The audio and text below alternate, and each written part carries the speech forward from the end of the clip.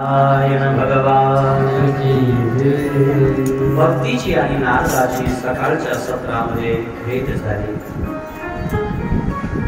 आणि भक्ती आणि नारद भेटले.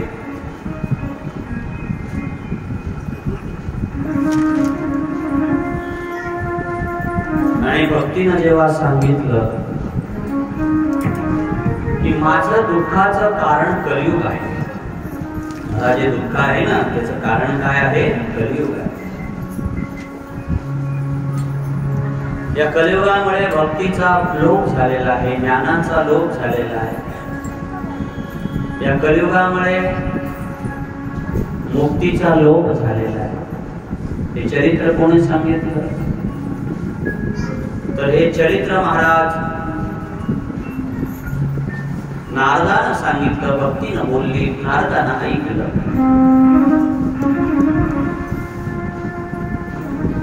नारद हसायला लागले.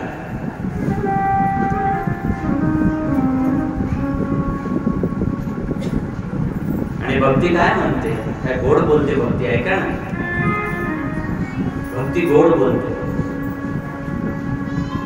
आता समजा तुम्हाला एखाद्या माणसाच्या दुःख झालं, तुम्ही काय म्हणसाल? माणूस लवकर समजते की मला दुःख द्यायला लागला, लवकर मरावं. स्वाभाविक आहे.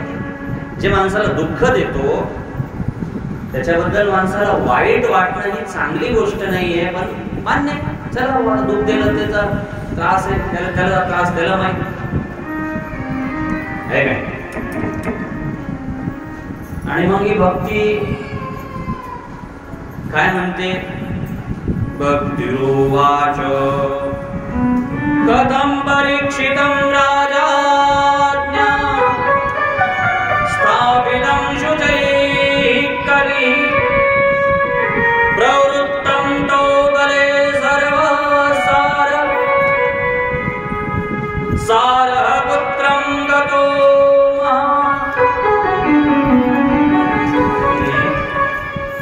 नेहमी भागवत आहे, बरोबर? थोडासा आवाज द्या. माहिती तुम्ही नेहमी भागवत ऐकता, याच्याबद्दल काही शंका नाही. एका माहितीला द्या, प्रबंधात थोडासा माहिती द्या आवाज. तर तुम्ही भागवतात ऐकलं असाल की परीक्षित राजानं कलियुगाला तलवार उगारली होती, बरोबर? ऐकलं असाल ना? पहिलं थोडी भागवत आहे बाळेगावात, थोडासा किंचित बसला होता, प्रबंधात थोडासा. तर परीक्षित राजाने कलीनं तलवार उगारली होती, हे सगळ्यांना ऐकलं, बरोबर आहे? आता कलीने तलवार उगारली होती हे सगळ्यांना माहिती आहे. तर भक्ती काय म्हणते? राजा परीक्षितानं या पापी कलियुगाले शिल्लक कशासाठी ठेवलं? मारून कोण नाही टाकलं? त्या दिवशी मारून टाकलं का तुझं कलियुग? कथं परीक्षितं राज्ञा स्थापितो शुचे कलिः प्रवृत्तं तौ गले सर्व सारहं गतो महान्. कशाला शिल्लक ठेवलं कलियुगाले? मारलं गाऊन नाही कलियुगाले, मारून गाऊन नाही टाकलं. काय दया आली त्या कलियुगाची? अधर्माचं मूळ ते कली, आणि त्याला मारलं गाऊन. नारद हसायला लागले. अगं भक्ती, तुला माहित आहे का कलियुग सुरू कधी होते? ज्या दिवशी कृष्ण निजधामाला गेले. भागवतात शब्द आहे, याम मुकुंदो भगवान श्याम तवक्तां स्वपदगतः तदिज्ञानं कलिराया सर्वसाधन. कलियुगाला सुरुवात कधी झाली? राजा परीक्षिती गादीवर बसायच्या आधी जेव्हा कृष्ण निजधामाला जाता तेव्हा कली सुरू झाली. आणि त्याच्या बाद धर्मराजा, भगवान गेले, भगवान गेल्यावर धर्मराजा स्वर्गाला गेला. धर्माचं राज्य समाप्त झालं. गादीवर कोण बसला? परीक्षित बसला. आता परीक्षित गादीवर बसला, राज्य सुरू झालं. आणि मग या कलीने शिल्लक का ठेवलं? त्याचं उत्तर आहे का? भक्ती काय म्हणते की कलियुगाने मारलं काऊन नाही, त्याला जीवानं गाळलं काऊन नाही, असे 2-4 शब्द वाढून टाकायचे असतात, त्याला चीरपाड करायची असते, त्याचे जाळून पेटून नष्ट करायचं असतं त्याला. पण त्याला जिवंत कशासाठी ठेवलं? नारद म्हणतात कलियुग कधी सुरू झालं, तर कलियुग सुरू होते जेव्हा भगवान श्रीकृष्ण परमात्मा निधामाला जातात, त्या दिवसपासून कली सुरू होते. आता कली सगळं अवगुणच आहे. दृष्टम दिग्विजयराज्ञम दिनपच्चरणं गतः न मया मारणीय सारंगम इव सारभुक. परीक्षित राजा काय ऐका ना, सगळ्या पापाचं मूळ कली, सगळ्या अधर्माचं मूळ कली. कलियुगातली जेव्हा सुरुवात होते ना, तेव्हाच पाप चालू होते. कली पहिलेच तर पापाचं मूळ, कली पापाचं स्थान, कली पापाचं केंद्रबिंदू. सगळं पाप जर कुठं असेल तर कुठं आहे? कलियुगात. पण या कलियुगात एक गुण आहे, पंढरीनाथ भगवान की. या कलियुगाचा एक फायदा आहे महाराज. कलियुगात जन्माला आले ना तुम्ही, तर कलियुगाचा एक फायदा बी. जे कृतयुगात नाही झालं, जे त्रेतायुगात नाही झालं, जे काय म्हणतात त्याला सतयुगात नाही झालं, द्वापारयुगात नाही झालं, ते कशात होते? कलियुगात. आणि कलियुगाचा फायदा काय? तुम्ही सांग महाराज, तुम्ही काय जरा वेगळं भागवत सांगायला लागले. आमच्या गावात जेवढे महाराज आले त्याने सांगितलं कलियुग खराब आहे, कलियुग असं आहे, कलियुग वाईट आहे, कलियुगावर किती भजन आहेत, रामचंद्र कह गए कशिया से ऐसा कलियुग आएगा, कौवा चुगेगा दाना, नहीं हंस दाना काय जाऊ, कौवा मोती खाएगा, हंस दाना चुगेगा. इतकं कलियुग खराब सांगितलं. आज आम्ही नवीनच ऐकायला लागलो की कलियुगात बी गुण आहे. एक कलियुगात बी गुण आहे. भागवताचा श्लोक आहे 68वा पहिल्या अध्यायात. हा गोड श्लोक आहे का? यत बलं नास्ति तपसा न योगेन समाधिना तत्फलं लभते सम्यको कलयो केशव कीर्तना. जरा गौर से सुनो, प्रेम से सुनो भागवत. कितनी प्यारी बात कही है शिवदेव जी, कितनी प्यारी बात कही है व्यास जी ने. यत फलम नास्ति तपसा न योगेन समाधिना. जे तपानं भेटत नाही, जे योगानं भेटत नाही, जे तपश्चर्येनं भेटत नाही, ऐका जीवला योगानं भेटत नाही, यागानं भेटत नाही, तपश्चर्यानं भेटत नाही, ब्रह्मचर्यानं भेटत नाही, जंगलात जाऊन नख वाढून बसले तरी जे भेटत नाही. यत् फलम नास्ति तपसाम, जे तपश्चर्यानं भेटत नाही, न योगेन समाधिनं, जे योगानं भेटत नाही, जे समाधीनं भेटत नाही, ते कलियुगात कशानं भेटते? तत्फलं लभयते सम्यक कलयोगेशव कीर्तना. ते फक्त कशानं भेटते? कलियुगामध्ये केशव म्हणल्यानं भेटते. केशव नाही, कोणतंही कीर्तन करा. रामकृष्ण हरी म्हणा, कृष्ण म्हणा, गोविंद म्हणा, गोपाल म्हणा, वल्लभ म्हणा, विठ्ठल म्हणा, शिव शिव म्हणा, जे म्हणता आलं ते म्हणा. ते फक्त कशानं भेटते? कशानं भेटते? देवाचं नाव घेतल्यानं भेटते. किती सोपा गप सांगा बरं. लेकरं सोडायचं काम नाही, बायको सोडायचं काम नाही, 7-12 सोडायचं काम नाही, घर सोडायचं काम नाही. नरगती सायासे जावे वनांतरा, वनात जायची गरज नाही, काहीच करायचं काम नाही. तुका म्हणे उभे राहावे, जे जे होईल ते ते पाहावे. फक्त कशात पाहायचं? नामात. इतकं नामाचं महत्व कशामध्ये सांगितलं महाराज? भागवतामध्ये सांगितलं. कलियुगात फक्त नाम घ्या, फक्त नाम. भक्तीच्या डोळ्यात पाणी आलं. भक्ती म्हणते काय? नारदा तुझे शब्द आहे. महाराज लोकांचं धन कोणतं आहे? महाराज लोकांचा पैसा कोणता आहे? शब्द. खाऊन बसतात लोक हजारांना ऐकायला. 10,000, 20,000, 1 लाख, 2 लाख लोक कथा ऐकायला लागले. आता खाऊन ऐकायला लागले का? कोणता महाराज काय पैशाचे बंड थोडी द्यायला लागले. चला बुवा तिकडे 500 रुपये रोज, इकडे 1000 रुपये रोज आणा. असं आहे काय? पण काहून या लागले लोक, काहून ऐकतात कथा? जीव लावून 4 घंटे बसणं काय एवढं सोपं आहे का? 12ला बसा, 4ला उठा, मधात काय 15-20 मिनिटं गेले आपली. मग एवढं जर बसायला लागले लोक तर कशासाठी बसायला लागले? महाराजांचे शब्द ऐकायसाठी बसायला. म्हणून ती भक्ती म्हणते, जयति जगति माया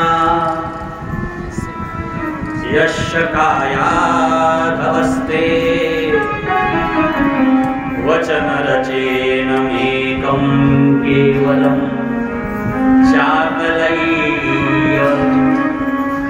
तेव्हा कोणा नमस्कार केला? नारदाला. सगळ्या जगाला कोण जिंकलं? झोपले का काय? पुऱ्या जगाला कोण जिंकलेलं आहे? मायेनं. मायेनं ध्यान ठेवून ऐका. हे पुरं विश्व जर कोण जिंकलं असेल तर कोण जिंकलं? माया. आणि माया कोण जिंकली? 4.5 वर्षाच्या पोराला. दुर्वपदं यातयत पातु ध्रुवयं सकल कुशल पात्रं ब्रह्मपुत्रं नतास्मि. तुम्ही जागेवर या. श्लोक भागवताचा. आणि मी तुम्हाला पुन्हा पुन्हा सांगतो, माझ्या भागवतात बसायचं असलं तर लय डोकं लावून बसायला. आणि इथं फालतू विषय एक बी होत नाही कधी. गावाच्या गाव लाईन मध्ये द्या तारीख, द्या तारीख, द्या महाराज, काय द्या कोणाला तारीख? पूर्ण पॅक झालं मे महिन्यापर्यंत. त्यांना नाही. मला कमाल वाटते कधी कधी शाळेत. बाबा कमाल वाटते की माझं भागवत लोक ऐकतात, हीच कमाल. आमच्या भागवतात कोणताच विषय नसतो, फक्त श्लोक अर्थ. बायपाट विषय कधीच नसतो. कथा देवाची बस, एक शब्दही नाही. आणि या कलियुगाच्या वातावरणात किती बिघडलं. भागवतात काय काय नाही झालं. मोठमोठे ऑर्गन, ते पॅड, तबले, झाकी. ते शिवपुराण घ्यायला ते मला झाकीवाला आणा. आता काय आम्ही लुगडे नेसून यावं तिथं? धिंगाणा झाला भागवताचा सगळा. कृष्ण जन्म झाला की पुरा मंडप उभा राहा, अर्धा घंटा 5-10 मिनिटं रोजच तेच काम. भजन सुरू झालं की उठा, नाचा, डबल बसा, डबल उठा, नाचा. हे कथा थोडी खाली कथा 5 वाजले कृष्ण जन्म झाला, अर्धा घंटा होऊ द्या त्याच्यात. कथेचा टाइम नका मार. या अशा वातावरणात लोक माझी कथा ऐकतात, हे मला कमाल वाटतं. काय बोलणं, आपण काय बोलणार आहोत? आमचा मला विषय झाला की आता हे ऑर्गन बी बंद करायचं, पेटी आणायच्या, मूलवाद पंढरीनाथ भगवान पेटीने जे भागवत व्हायचं, कारण काय स्वर असतात पेटीचे. भागवत अद्भुत होते. आपल्याला पण लोकांना नाचवायचं. आपण आपल्या आनंदासाठी भागवत सांगायला लागलो. मला तर पाळेश्वरानं ऐकलं तरी बस झालं. ज्ञान नाही. कथा घेतली त्याचं कारण काय की फक्त पाळेश्वरात जरी ऐकलं तरी बस झालं. दुनिया ऐको ना ऐको, दुनिया लय ऐको. कितवी पुरवी? 390वी कथा आहे. माझ्या आयुष्यातली कितवी कथा आहे? 390. यावर्षी 400 कथा पूर्ण होणार आहे. वयाच्या 11व्या वर्षी पहिली कथा पद्मतीर्थावर वाचली. पहिली वयाच्या 11व्या वर्षी. 4थ्या वर्गात असताना पहिली कथा जाधवाच्या मळ्यात वाशिमला वाचली. काय कमालचा विषय. 4थ्या वर्गात असताना मला 400 कथा झाल्या. आपण कधी वाणी बदलली नाही, आपली आदत बदलली नाही, आपले शब्द बदलले नाही. मला काय कशासाठी बदलायचं? देवान धगवलं तेवढं धगवत राहायचं. काय राहिलं त्याच्यात? ध्यान द्या. भागवत हे प्राण आहे, संताचा प्राण. शोदेव परीक्षित राजाला सांगतात, यद वैष्णवापी धनम. वैष्णवाचं धन भागवत आहे. आणि मारवाडी माणूस दुकान उघडायचा आणि नमस्कार करते दुकानाला. त्याचं धन दुकान. कंट्रोलवाला कंट्रोल चालू करायच्या आणि दुकानाला नमस्कार करते, आतमध्ये अगरबत्ती लावते. इमानदारी धंदा करू न करू त्याचा प्रश्न, नमस्कार करते. देशाचा पंतप्रधान जेव्हा पहिल्यांदा संसद मध्ये जाते तर लोटांगण घालून नमस्कार करते, कारण ही भूमी आहे. तसं भागवत आले नमस्कार करण्याची आपली पात्रता आहे. भागवत काय सामान्य आहे. या व्यासपीठावर जर आपण बसलो तर याची इमानदारी राखल्या गेली पाहिजे, वाणीला दोष नाही लागला पाहिजे. पुन्हा पुन्हा मी सांगत असतो, पुन्हा पुन्हा सांगत असतो. कोणाला श्लोक म्हणला मी, जयती जगती माया. पुऱ्या जगाला कोण जिंकलं? मायेनं. आणि मायेला कोण जिंकलं? 4.5 वर्षाच्या पोरानं. कोणी 4.5 वर्षाचा मुलगा ज्यानं मायेला जिंकलं त्याचं नाव आहे ध्रुव. त्यानं वयाच्या कितव्या वर्षी मायेला जिंकलं? 4.5व्या वर्षी. आणि मायेला जिंकणारा ध्रुव बाळ, त्याला माया जिंकायची ताकद कशाने आली? नारदाच्या शब्दानं. म्हणून सकल कुशल पात्रम ब्रह्मपुत्रम नतास्मि. हे नारदा, मी तुला नमस्कार करतो. माझे 2 पोरं म्हातारे होऊन पडले, ज्ञान वैराग्य त्याच्या अंगात ताकद नाही. मी तुला विनंती करतो, हे बाबा, हात जोडतो, माझ्या लेकराला चांगलं कर. भक्ती रडायला लागली नारदा पुढे. जीवनात कधी रडायचा टाइम आला तर संता पुढे रडलं पाहिजे, नाही टाइम आला तर देवा पुढे रडलं पाहिजे. समाजापुढे रडू नका. भावाच्या घरी जाऊन रडतात, बहिणीच्या घरी जाऊन रडतात, तर हे लोक तुमची किंगल उचलतील. दुःख कोणाला सांगितलं पाहिजे? देवाला सांगितलं पाहिजे. महाराज, देवाचा सुख दुःख देवा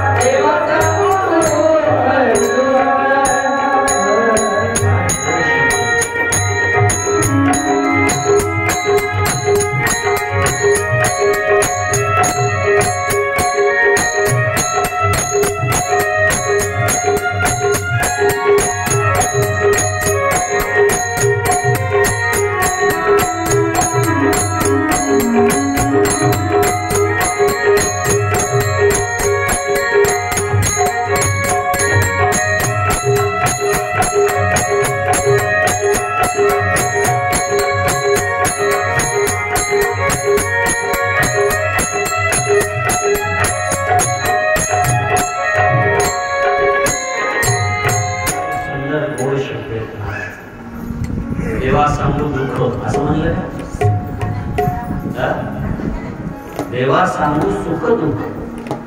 आणि तुम्ही देवाला काय सांगता? अंगाला ताप तर देव माझा बाप, आणि अंगातली गेली ताप तर मी देवाच्या बापाचा बाप. सुख आलं की देवाच्या दूर जातात, दुःख आलं की देवाच्या जवळ आहे. हिचं सुख आलं देवाला सुखही सांगा दुःखही सांगा. रोज पाळेश्वराची पूजा करतात त्याला सुख बी सांगा दुःख बी सांगा. जगासमोर दुःख नाही मांडलं पाहिजे, संतांसमोर मांडलं पाहिजे, देवासमोर मांडलं पाहिजे. भक्ती रडायला लागली. भक्तीला नारद म्हणतात द्रौपदीच परित्राता तेन कौरव कशमला पालितं गोपसुंदर्य कृष्ण कापिनो गत. भक्ती रडायला लागली का? कशाला रडतंय? अगर जो देव भर सभेमध्ये द्रौपदीला साडी पुरवतो, जो देव द्रौपदीला भर सभेमध्ये साडी पुरवतो, तो पांडवाचा कैवारी कृष्ण कापी नो गत कुठे आणखीन गेला नाही, आणखीन बी येईल. समजते का काय बोलायला लागले नारद? ज्यानं भर सभेत द्रौपदीला साडी पुरवली, ज्यानं द्रौपदीचा आवाज दिल्या दिल्या द्रौपदीच्या मांग पळाला, पांडवांना आवाज दिल्या दिल्या पांडवाच्या मांग पळाला, तो देव आणखी कुठे गेला का? कापी नो गत, तो गेला नाही, आणखीन आहे. आणि तो देव तुझी मदत जरूर करल, जरूर करल, जरूर करल. आणि तू कोण आहेस? देवाला काय आवडते? आता तर लय आवडायला लागलं महादेवाला. काळे तीळ, याचे तीळ, याचं फूल, याचं फूल. मला एक जण सकाळी म्हणे आमच्या महादेवाच्या मंदिरात म्हणे महाराज महादेवाच्या मंदिरातले भक्त लय वाढले. मला चुकीची गोष्ट आहे, भक्त नाही वाढले, गर्दी वाढली. भक्त कुठं वाढले? हे महादेवाच्या मंदिरात येणारे मागायसाठी यायला लागले, काहीतरी समस्या घेऊन यायला लागले. एक तांब्यावर पाणी टाक, हे दे ते दे. महादेवाला एक मुस्कड खाणं व्हायचं. ज्यानं तांब्यावर पाणी टाकलं काही मागतलं एक कानपट्टी घालली पाहिजे महादेवाला. मला काय पाण्याची कमतरता आहे का? माझ्या डोक्यावर गंगा आहे आणि तो एक लोटाभर पाण्याला मला हे मागायला आला. शंकर एक लोटाभर जलानं काही देईल हे मला माहित नाही. लोटा नाही, एक थेंब सुद्धा पाणी टाका महादेवावर, पण कशाने टाका? भावाने टाका. किंमत भावाला. लोटाभर पाण्याला किंमत नाही आहे. एक लोटा जल सारे समस्या का हल बरोबर आहे, होईल की हल. म्हणजे तांब्याला किंमत नाहीये, पाण्याला किंमत नाही, तुमच्या भावाला किंमत नाही. आणि जर भावाला किंमत नसेल तर मी तुम्हाला एक प्रश्न विचारतो. मी तुम्हाला आता उद्या येता येता 1 किलोभर पोहे आणून देतो. 1 किलोभर पोहे. तुम्ही ते पोहे घ्यायचे आणि मला 1 किलोभर पोह्याच्या बदल्यात 1 ग्राम सोनं आणून द्यायचं. कोण कोण बाया आणून देतील? बोला ना. किंवा महाराज तुम्ही मला 1 किलो पोहे आणून द्या, मी 1 किलो पोह्याच्या बदल्यात तुम्हाला 1 ग्राम भर सोनं देतो. पोह्याची किंमत आहे 100 रुपये किलो. 100 किती? 40-50. आणि त्या सोन्याची किंमत आहे 6000 रुपये. मग 1 किलो पोह्यात 1 ग्राम सोनं येईल का? झोपल्या का काय? बोलत जा ना. येईल नाही येत. पण त्यानं एका मुठीभर पोह्यात काय घेतलं? काय घेतलं? एका मुठभर पोह्यात ते गाव सोन्याचं घेतलं. घेतलं का नाही? मग एका मुठभर पोह्यात गाव सोन्याचं घेतलं तर पोह्याला किंमत आहे का? पोह्याच्या भावानं दिले त्या भावात किंमत. बोला. भावाला किंमत. तसं तुम्ही महादेवाला काही पाहा लागले याला किंमत नाहीये, भावाला किंमत. महादेवाच्या मंदिरात गर्दी वाढली, भक्त नाही वाढले. हे काय? आज ऐकतील, उद्या याचे काम नाही झाले, 5-6 महिने डबल सोडून देतील महादेवाला. याची काय गॅरंटी? हे फक्त बाबाच्या मागे लागतात. एक बाबा मार्केटमध्ये आला की लोक त्याच्या मागे चालले. लोक चालले मेंढरासारखे त्याच्या मागे. मागे एक बाबा आता महाराष्ट्रात घरोघरी त्याच्या आरत्या. ते झाला की दुसरा त्या हैदराबादला गेलो ते पाय काय म्हणत माहिती का, रघुपती राघव राजा राम पतित पावन आसाराम. म्हणलं ते जहलात गेला, त्याच्यावर केस कोणती लागली, पुरावे कोणते झाले, काय येड्यावाणी तू असे म्हणतस. ती काय म्हणत नाही नाही, रघुपती राघव राजा राम पतित पावन आसाराम. मी म्हणलं आसाराम नाही सीताराम आहे, चुकीचं म्हणून आहे. ती बाई म्हण नाही